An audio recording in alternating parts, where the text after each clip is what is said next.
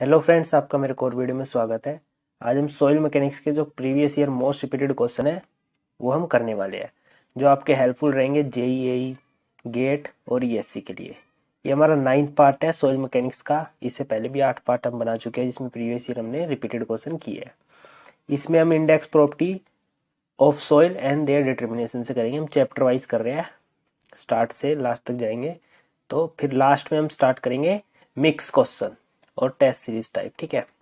तो अभी हम चैप्टर वाइज चल रहे हैं, और अगर आपका कुछ भी डाउट आता है व्हाट्सएप पे पूछ सकते हैं, और आप टेलीग्राम ज्वाइन कर सकते हैं ग्रुप, जिसमें आप सिविल इंजीनियरिंग से रिलेटेड अपडेट पा सकते हैं।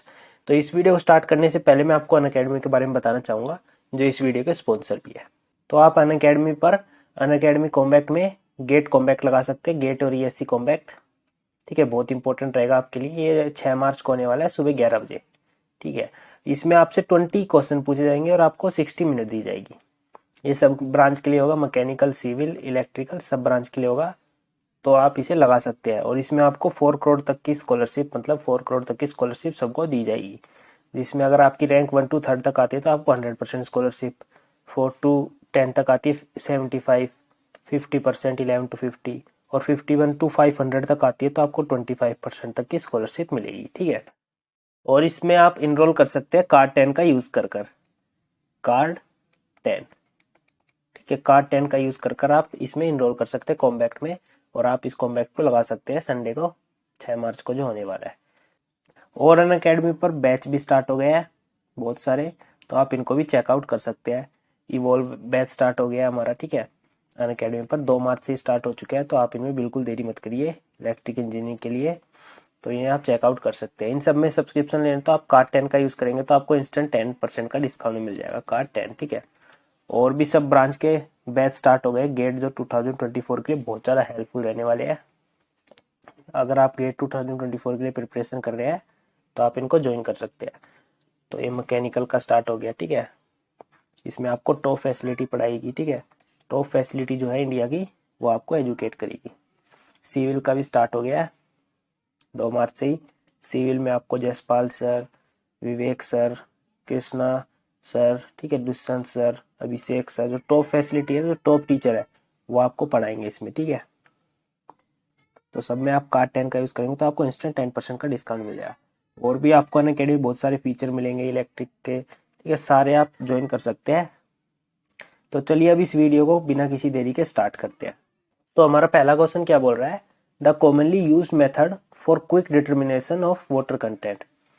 वाटर कंटेंट को डिटरमाइन करने का क्विक मेथड कौन सा होता है, तो ये पूछा हुआ है। इसमें हमें पता है वाटर कंटेंट को डिटरमाइन करने के 7 मेथड होते हैं। हमने लास्ट वीडियो में इनको याद करने की ट्रिक देखी थी, ठीक है। बाकी जो 6 मेथड को एक्सप्लेन करना बाकी है वो मैं अभी जल्दी उनकी वीडियो ले आऊँगा। हमने ओवन ड्राइंग तो अच्छे से पढ़ ही लिया था, ठीक है। जो क्विक मेथड होता है ना, क्विक डिटर्मिनेशन करने के लिए, डिटरमाइन करने के लिए, वो होता है हमारा कैल्शियम कार्बाइड मेथड, ठीक है। बहुत इंपॉर्टेंट मेथड है ये भी। इससे 1-2 क्वेश्चन ही आते हैं। एक तो एक क्विक डिटरमाइन करने के लिए सबसे फास्ट मेथड है, जो सिर्फ 3 से 4 मिनट में, इतने में इसमें रिजल्ट आ जाता है जल्दी से, ठीक है। इसमें गैस निकलती है, हम इसको टेस्ट ट्यूब में करते हैं फील्ड पर ही जाकर। इसमें गैस निकलती है, वो पूछ लेते हैं बहुत बार। C2H2 एक गैस निकलती है जिसका नाम है एक्टिलीनी गैस, ठीक है, एक्टिलीनी गैस, ठीक है। ये भी पूछ लेते हैं, ये भी DMRC में आया हुआ है, ठीक है, डायरेक्ट पूछते हैं। तो ये आपको याद रखना है। ये गैस रिलीज होती है, और जितनी ये गैस रिलीज होती है उससे हम बता सकते हैं कि कितना हमारा वाटर कंटेंट है, ठीक है। ये हमारा एक मेथड है इंपॉर्टेंट, सबसे क्विक मेथड है। और ये पूछ ले सबसे एक्यूरेट मेथड है, वो हमारा ओवन ड्राइंग मेथड। ये है most accurate method, most accurate method, ठीक है। और भी हमारे सब मेथड हम डिस्कस करेंगे इन सबको। तो if soil is dried beyond the shrinkage limit, अब श्रिंकेज लिमिट के बाद भी उसको ड्राई किया जा रहा है सॉइल को, तो उसमें क्या होगा, इट विल शो, तो क्या शो करेगी, large volume change, moderate volume change, low volume change, no volume change. सीधी सी बात है, तीनों तो ऑप्शन गलत है। वॉल्यूम चेंज होना बंद हो जाता है। मैं आपको डायग्राम दिखा देता हूँ, ठीक है। पहले लिक्विड लिमिट स्टेट से हमारी सॉइल ड्राई होती जा रही है, ठीक है, वाटर कंटेंट डिक्रीज होता जा रहा है। यहाँ पर आ गई हमारी, क्या हो गई, सॉइल कंप्लीटली ड्राई हो चुकी है। तो इसके बाद क्या होगा, श्रिंकेज लिमिट है ये हमारी, ठीक है। श्रिंकेज लिमिट के बाद उसमें वॉल्यूम चेंज होना बंद हो जाएगा, वो आ चुकी है सॉलिड स्टेट पर, ठीक है। तो नो वॉल्यूम चेंज इसका सही आंसर हो जाता है, नो वॉल्यूम चेंज। तो चलिए अगला क्वेश्चन देखते हैं। The water content of soil which represent the boundary between plastic state और लिक्विड स्टेट। तो प्लास्टिक स्टेट और लिक्विड स्टेट, प्लास्टिक स्टेट और लिक्विड स्टेट, कौन सी बाउंड्री है हमारी, ये हमारी लिक्विड लिमिट। तो सिंपल सा इसका लिक्विड लिमिट आंसर हो जाएगा, लिक्विड लिमिट। तो चलिए अगला क्वेश्चन देखते हैं। The relative density, relative density को किससे डिनोट करते हैं इसमें, आईडी से करते हैं, ठीक है। Relative density percentage of soil which is loose in nature. तो लूज बोला हुआ है तो इसका हमारा टेबल होता है इसमें सारी वैल्यू दी हुई है, ठीक है। ये हमारा आईडी से डिनोट कर रहे हैं हम रिलेटिव डेंसिटी को। तो क्लासिफिकेशन सॉइल का कैसा होता है, अगर उसकी 0 वैल्यू होती है आईडी की तो हम बोलते हैं लूसेस्ट स्टेट में अभी सॉइल।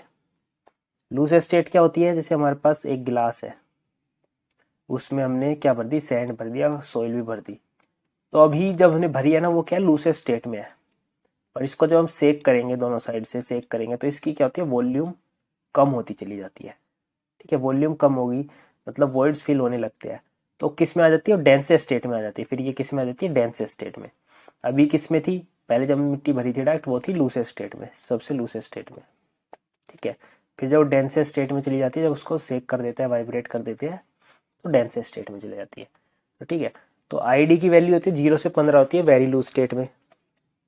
तो हमसे यही पूछा होता 15 से 30 किस में होती है, एग्जाम में पूछा हुआ है यही 15 से 30 होती है हमारी लूज स्टेट में, ठीक है, यही पूछा हुआ। और 35 से 65 तक होती है मीडियम स्टेट में, 65 to 85 होती है डेंस स्टेट में, और 85 to 100 होती है वेरी डेंस, ठीक है। इंपॉर्टेंट है ये, बहुत इंपॉर्टेंट टेबल है, तो ये भी आपको याद होना चाहिए, ठीक है। तो इसका आंसर क्या जाएगा लूज स्टेट के लिए 15 से 35। तो चलिए अगला क्वेश्चन देखते हैं। A pycnometer is use to determine, pycnometer क्या क्या डिटरमाइन करता है, एक तो हमारा वाटर कंटेंट होता है, दूसरा हमारा स्पेसिफिक ग्रेविटी होता है। इसको भी हम सारे टेस्ट डिटेल में अच्छे से करेंगे, तो अभी आप इनको डायरेक्ट याद रख सकते हैं। वाटर कंटेंट डिटरमाइन करता है और स्पेसिफिक ग्रेविटी। जब आप इन टेस्ट को डिटेल में कर लेंगे, आपने फील्ड पर किए हो तो आपको याद रहेंगे आसानी से। नहीं, वाटर कंटेंट और स्पेसिफिक ग्रेविटी को डिटरमाइन करता है, आप याद रख सकते हैं। तो चलिए अगला क्वेश्चन देखते हैं। What is the range of soil particle size to apply stoke law. Stoke law को अभी हम करेंगे, बहुत इंपॉर्टेंट है ये टॉपिक, स्टोक लॉ, ठीक है। सेटलिंग वेलोसिटी बहुत इंपॉर्टेंट टॉपिक है।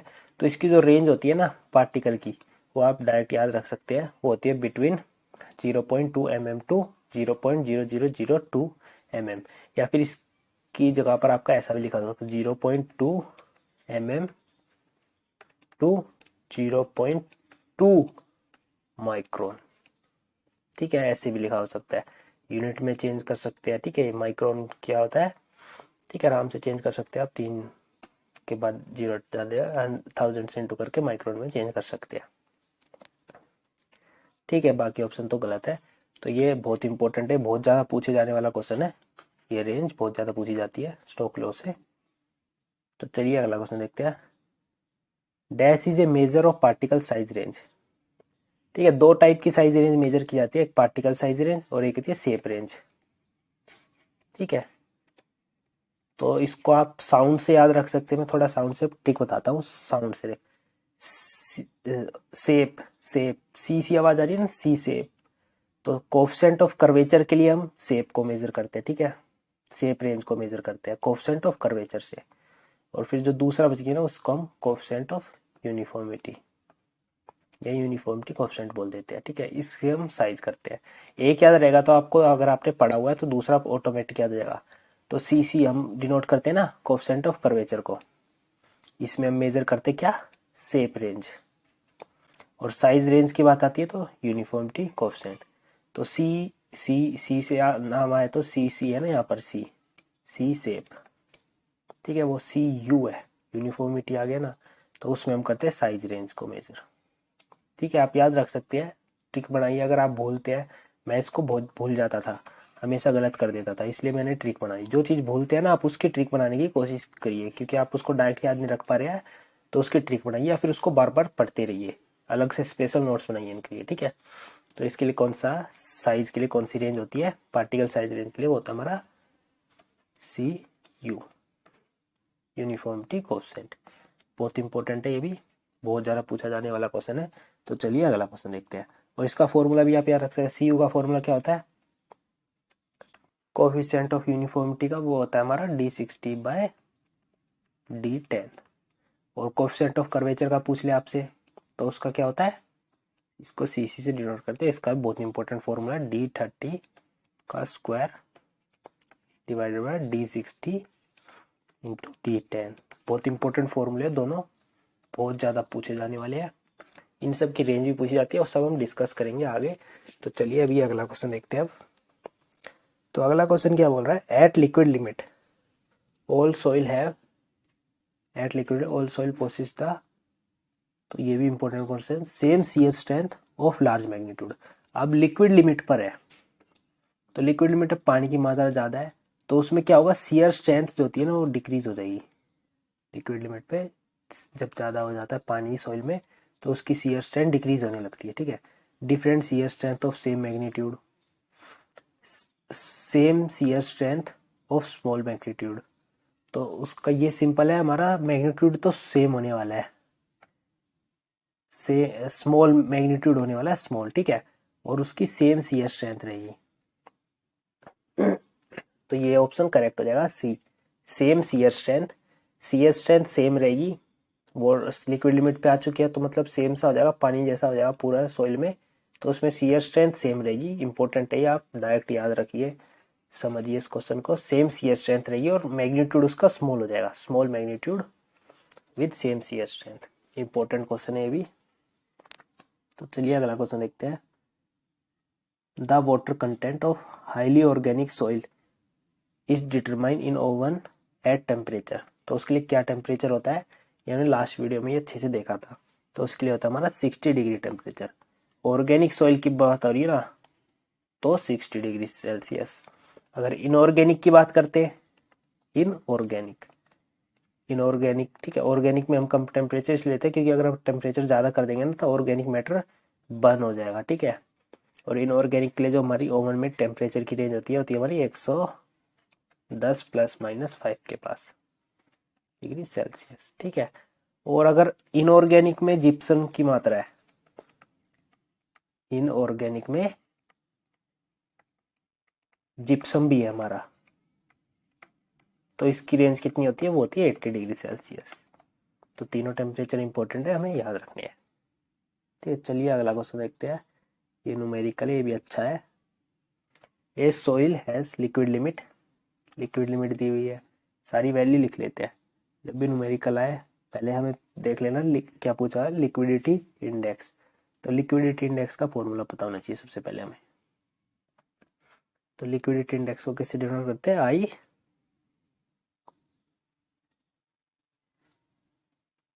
एल, ठीक है, आई एल सी से डिनोट करते हैं। तो इसका फॉर्मूला था water content, natural water content भी बोल देते हैं, minus plastic limit divide by liquid limit minus plastic limit, ठीक है, या फिर प्लास्टिक इंडेक्स बोल देते हैं इस पूरे को, नीचे वाले को, ठीक है। तो ये फॉर्मूला होता है। हमें क्या क्या दिया हुआ है, a soil has liquid limit, ठीक है, लिक्विड लिमिट दी हुई है सॉइल की, कितनी दी हुई है 60, लिक्विड लिमिट 60, ये इसकी वैल्यू आ गई हमारी 60%। प्लास्टिक लिमिट दी हुई है तो प्लास्टिक लिमिट दोनों की आ गई 35, इसकी भी 35। And shrinkage limit, shrinkage limit का तो कोई काम ही नहीं, हटा दो। And it has a natural moisture content of 50%, तो नेचुरल वाटर कंटेंट कितना दिया 50%। The liquid index, simple liquid index पूछी हुई है तो 50 - 35 कितना हो जाएगा 15। Liquid limit minus plastic limit तो कितना हो जाएगा, ये हो जाएगा हमारा 25, तो ये आ जाएगा 3/5। और जब इसको सोल्व करेंगे तो हमारी वैल्यू आएगी 0.6, ठीक है, ये हमारा आंसर आ जाएगा। तो इसमें सी ऑप्शन करेक्ट है।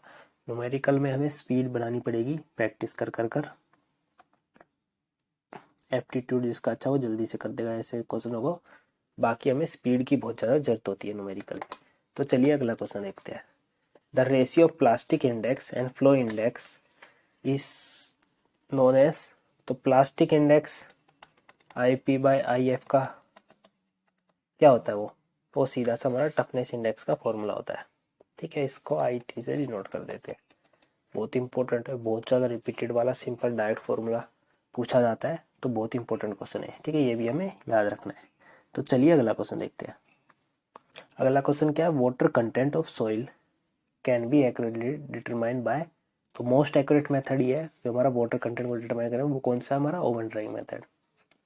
ठीक है, तो एक्यूरेटली डिटरमाइन हम ओवन ड्राइंग मेथड सबसे एक्यूरेटली वाटर कंटेंट को डिटरमाइन कर सकते हैं। ठीक है, और क्विकेस्ट मेथड तो हमें पता है, क्विकेस्ट होता है क्विक मेथड। ठीक है, और पिकोनोमीटर हम जार यूज़ करते हैं। सैंड बाथ हम जब यूज़ करते हैं जब हमारे पास ओवन प्रेजेंट नहीं हो, जैसे ओवन प्रेजेंट नहीं है, फिर अभी हमें एक एक्यूरेट वैल्यू चाहिए, तो हम सैंड बाथ को भी यूज़ कर सकते हैं। पर एक्यूरेट सबसे वैल्यू किससे मिलती है, ओवन ड्राइंग से। जब हमारे पास ओवन अवेलेबल नहीं होता है तो सैंड बाथ का यूज़ कर लेते हैं। If the plastic index of A soil mass is 0, plastic index क्या है, 0। द सॉइल इज, बड़ा सिंपल क्वेश्चन है, इसका टेबल है हमारा पूरा, उस टेबल से बहुत ज्यादा क्वेश्चन पूछे जाते हैं, देख ही सकते हैं आप कितनी बार पूछा जा चुका है। तो टेबल आपको पक्का याद होना चाहिए। मैं टेबल बना देता हूँ आपके लिए फटाफट से, फोटो तो लाना भूल गया मैं। ठीक है, प्लास्टिक इंडेक्स, ठीक है, और यहाँ बना देता हूँ मैं, वो सॉइल किस टाइप की होगी। ठीक है, कंडीशन ऑफ सॉइल, और यहाँ लिख दूंगा सॉइल कौन सी होगी वो। ठीक है, तो अब प्लास्टिक इंडेक्स 0 होगी तो कौन सी होती है, तो उसमें प्लास्टिसिटी नहीं होगी, नॉन प्लास्टिक सॉइल। ठीक है, नॉन प्लास्टिक सॉइल, यहाँ सॉइल क्लासिफिकेशन लिख सकते हो ऊपर।